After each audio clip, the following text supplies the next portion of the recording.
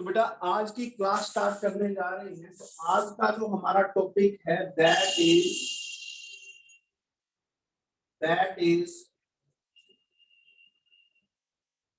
Colligative properties.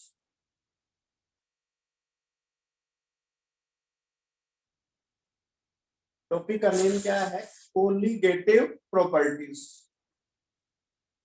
इस properties को हम लोग क्या बोलते हैं? डेमोक्रेटिक प्रॉपर्टीज भी बोलते हैं।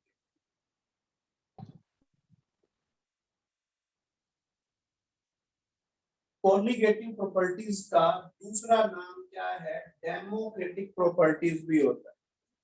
तो सबसे पहले मैं आपको ये बता दूं कॉलिगेटिव प्रॉपर्टीज होती क्या है। कोई स्टूडेंट बता सकता है what is colligative properties? Colligative properties are those properties which depends upon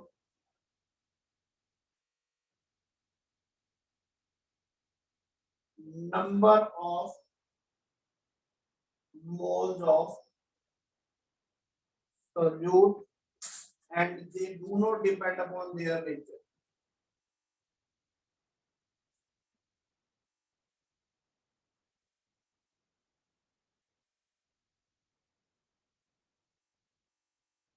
ऐसी प्रॉपर्टीज जो किस पे डिपेंड करती हैं? Number of moles of solute पे डिपेंड करती है, बट उसके नेचर पे डिपेंड नहीं करती। ऐसी प्रॉपर्टीज जो number of moles of solute पे डिपेंड करती है, उसके नेचर पे डिपेंड नहीं करती।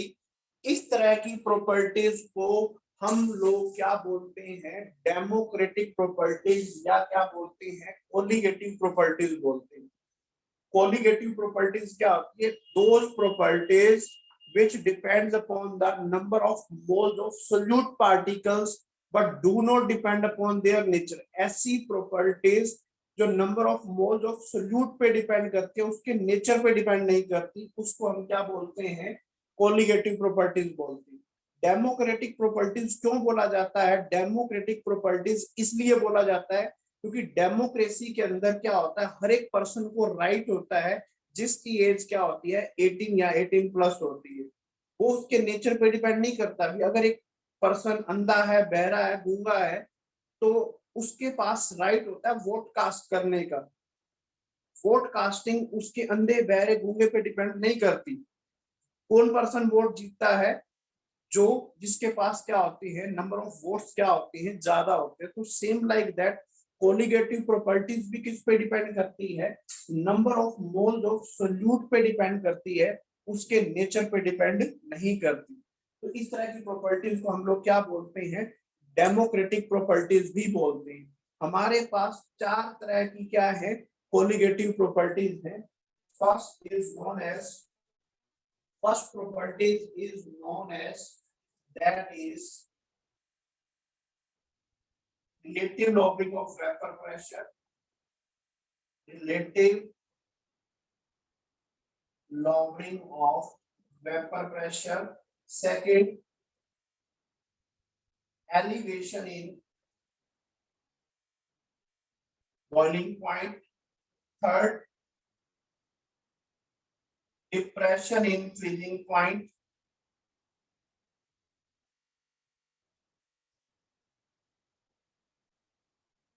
And fourth one is the osmotic pressure.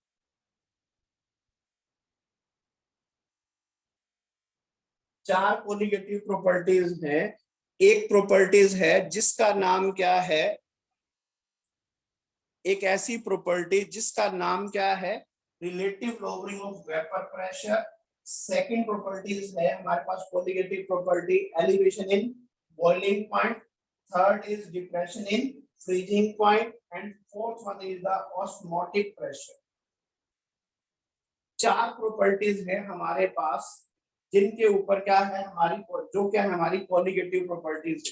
First one is the relative lowering of vapor pressure, second is elevation in boiling point, third is depression in freezing point, and fourth is the osmotic pressure. तो one by one हम इनको क्या कर रहे हैं, start कर रहे हैं.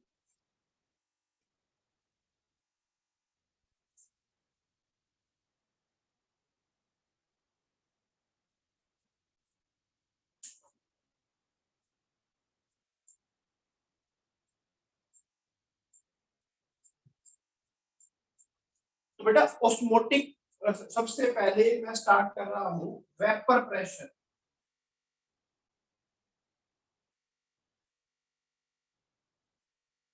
क्या है, relative lowering of vapour pressure, of vapour pressure. तो मेरे को कोई स्टूडेंट ये बता सकता है वेपर प्रेशर क्या होता है? कोई स्टूडेंट मुझे ये बता सकता है वेपर प्रेशर क्या होता है? What is vapour pressure? Vapour pressure क्या होता है बेटा, कोई बता सकता है मेरे को?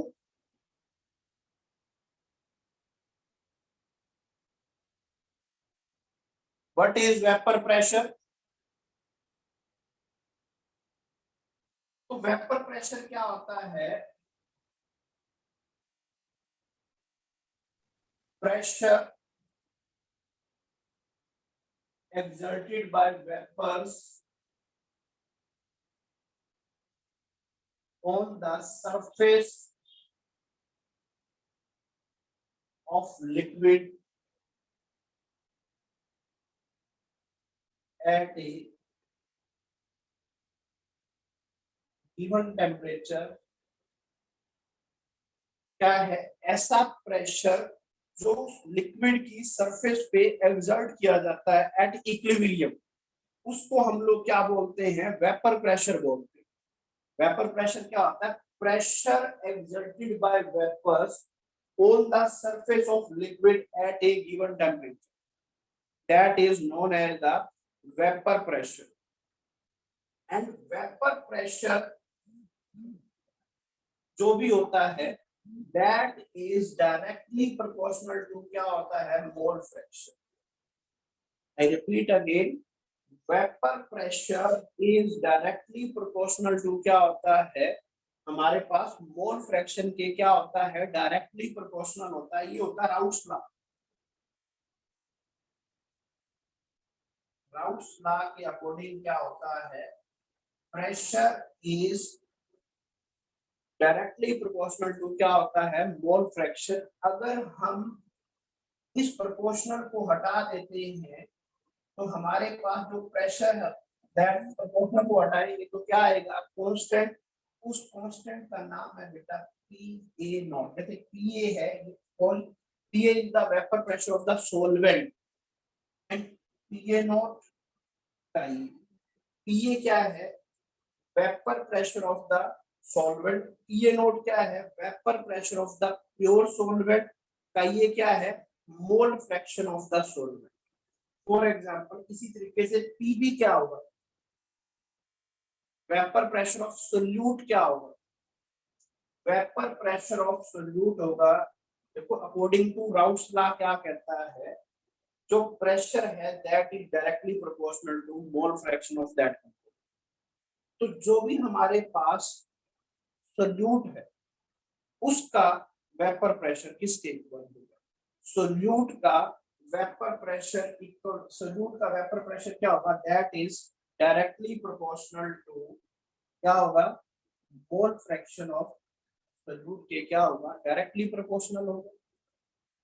अगर मैं प्रोपोर्शनल को हटा देता हूं तो क्या आएगा, PB naught into pi B आएगा. तो total vapour pressure of solution किसके इक्वल होगा, total vapour pressure of the solution किसके इक्वल होगा, total vapour pressure of the solution किसके इक्वल होगा, that is equal to PA plus क्या होगा, पीबी होगा. मैं रिपीट कर दूं, यहाँ पर क्या था मैंने बताया था, vapour pressure of pure solvent, vapour pressure of pure vapour pressure of solvent इसके इक्वल होगा PA naught into X equal. PA naught क्या है? पीए नोट होता है बेटा vapour pressure of pure solvent. PA naught क्या है? That is the vapour pressure of pure solvent. का ये क्या है? Mole fraction. का ये क्या है? Mole fraction of solvent. Same like that PB note क्या है? PB naught is the vapour pressure of pure solute. और काई भी क्या है? Mole fraction of solute. तो टोटल वेपर प्रेशर किससे इक्वल होगा? टोटल वेपर प्रेशर होगा सोल्यूट का सॉल्वेंट का वेपर प्रेशर प्लस सोल्यूट का वेपर प्रेशर। तो पीटी इज इक्वल टू क्या होगा? पीए नॉट का ये प्लस पीबी नॉट का ये। क्लियर होगी बात में? क्योंकि पीए किसके इक्वल था? PA naught X A. PB किसके इक्वल था? PB naught X B. तो यहां से देखिए क्या होगा, ये हमारे पास क्या आ गया? Total vapour pressure of solution आ गया। Total vapour pressure of solution किसके इक्वल आ गया? PA naught into X A plus PB naught into X B. आपने पढ़ा हुआ है chi A plus chi B that is equal to 1 होता है। क्या होता है? Chi A plus chi B क्या होता है? 1 के इक्वल होता है। तो काई ए इज इक्वल टू क्या होगा? 1 माइनस काई बी होगा। ये वैल्यू मैं इस इक्वेशन में क्या कर रहा हूँ? पुट कर रहा हूँ। तो यहाँ से मेरे पास क्या आ रहा है? ध्यान से देखिए, Pt is equal to Pa naught 1 minus chi b plus Pb naught into chi। Clear होना चाहिए ये आपको पॉइंट। दोबारा से देख लीजिए यहाँ पर Pt is equal to Pa naught x के।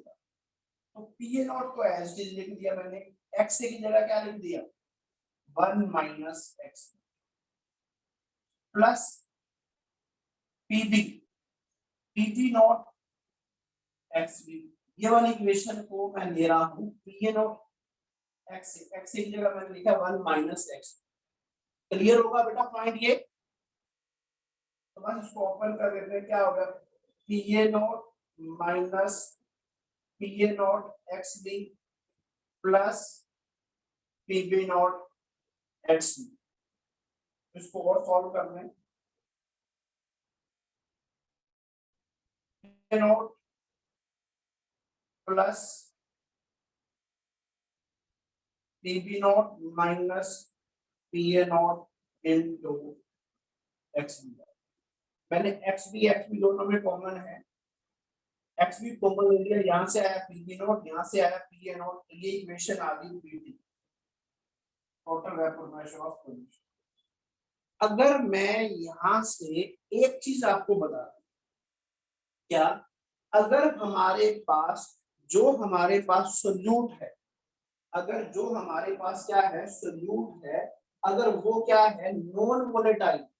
सोल्यूट क्या है? अगर नॉन वोलेटाइल है, पीटी। पीटी था हमारे पास क्या? पीए प्लस पीबी था। ठीक है। अगर मेरे पास सोल्यूट है that is non volatile. Non volatile क्या होता है? जिसके इजीली वेपर्स फॉर्म नहीं होते। ऐसा सोल्यूट जिसके इजीली वेपर्स फॉर्म नहीं होते, that type of solute is called non volatile. तो नॉन वोलेटाइल सोल्यूट क्या होता है? जिसके इजीली वेपर्स नहीं बनते। तो अगर वेपर्स ही नहीं बनेंगे तो उसका वेपर प्रेशर क्या होगा? जीरो होगा। तो यहाँ पर मैं क्या लिख रहा हूँ? If solute is non volatile. अगर मेरे पास सोल्यूट क्या है?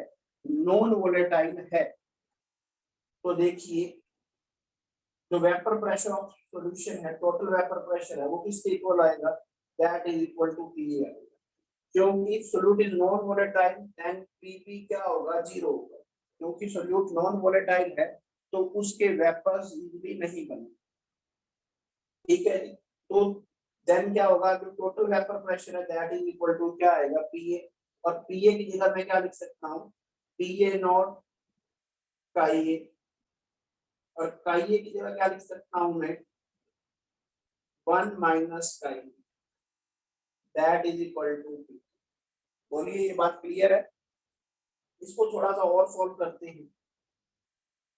P A naught minus T A naught chi that is equal to P. और आपको पता PT is equal to PA भी है। यहाँ से PT is equal to PA है तो पीटी की जगह मैं पीए भी लिख सकता हूँ। तो यहाँ से देखो क्या आ गया आपके पास, ये minus P not X P है, इक्वल के इस साइड ले जाइए तो इक्वल के इस साइड ले गया तो ये बन गया प्लस का P A naught X P that is equal to P A naught minus P T. ये टर्म इस साइड ले गया, ये वाला टर्म इस साइड ले गया। तो यहां से क्या आया मेरे पास, ध्यान से देखिए, P A naught minus P T, P A naught minus P T divide by P A not that is equal to pi।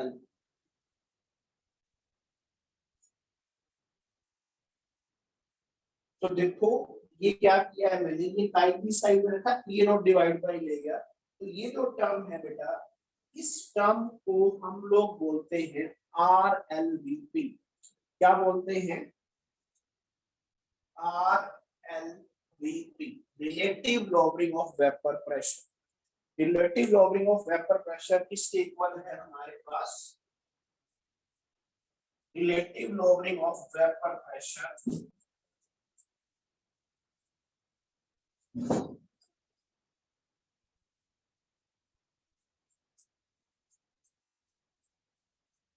Relative lowering of vapour pressure chi भी, ये किसके इक्वल आ रहा है? P A naught minus P T divide by P A. Chi भी क्या है? Mole fraction of solute equal है एंड दैट इज आल्सो, इस टर्म सारी टर्म को मैंने बोला था क्या बोलते हैं हम लोग? R L D P, relative lowering of vapour pressure. क्या बोला जाता है इसे? Relative lowering of vapour pressure भी बोला जाता है। और जो ये ऊपर वाली टर्म है P A naught minus P T that is known as only and only lowering of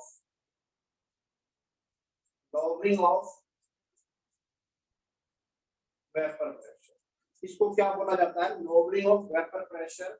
और ये जो सारी टर्म है that is known as the relative lowering of vapour pressure. और मैंने क्या कहा है, जो relative lowering of vapour pressure है that is a colligative property.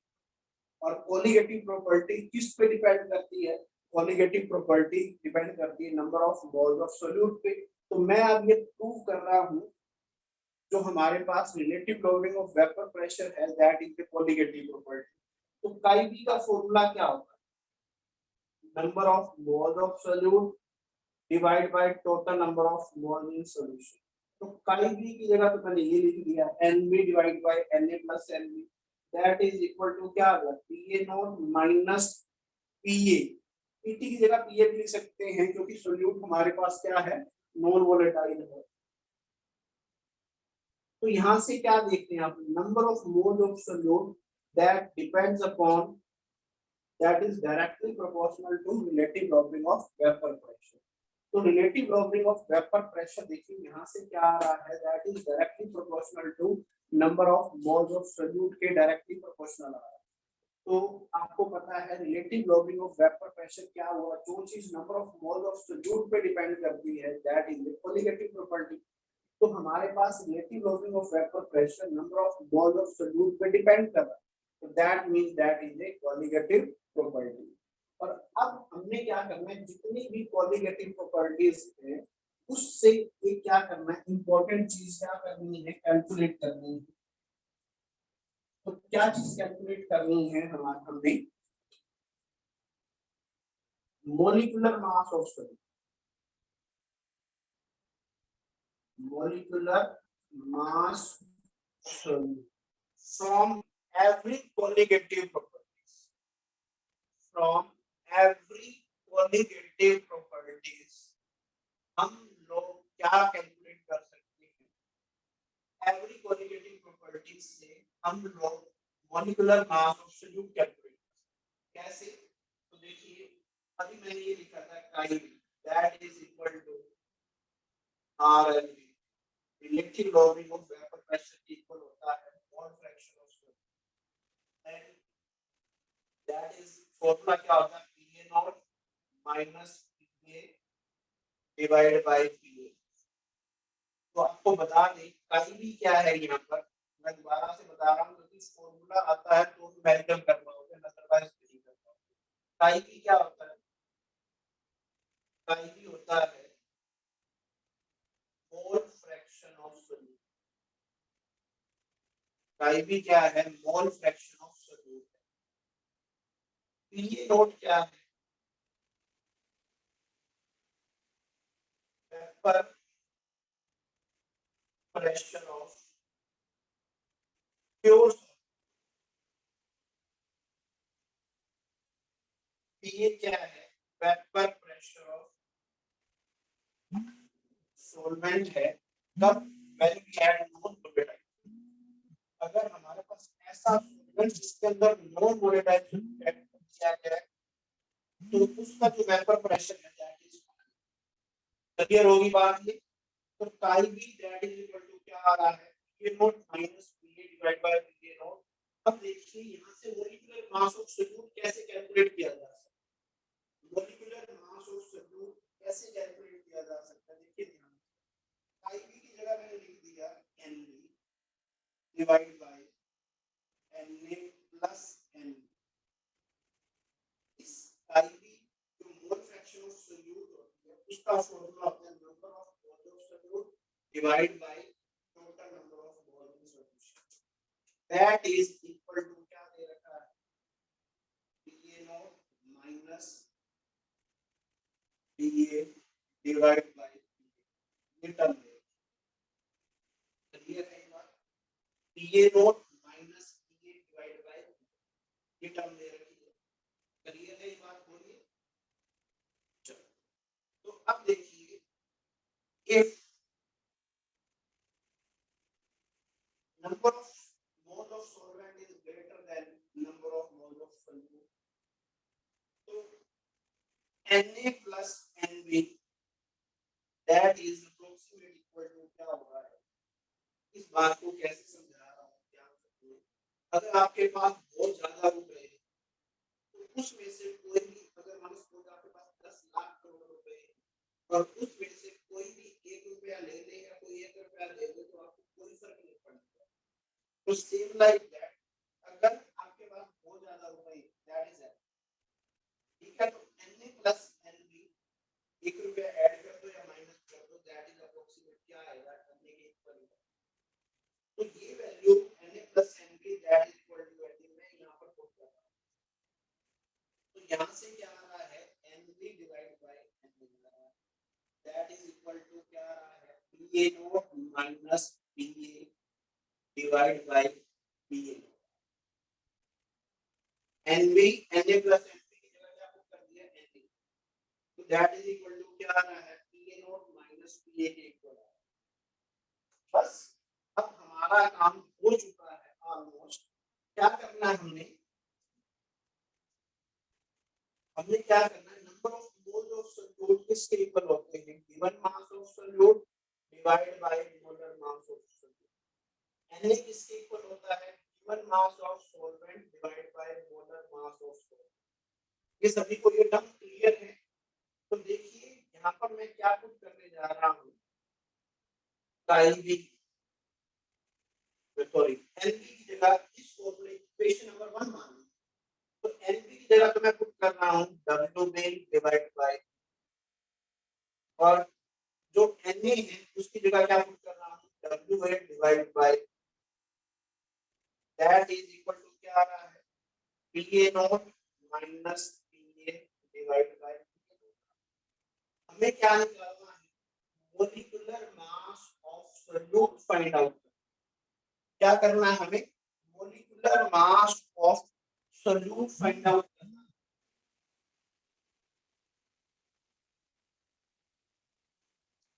तो मॉलिक्यूलर मास ऑफ सॉल्यूट कैसे फाइंड आउट करेंगे?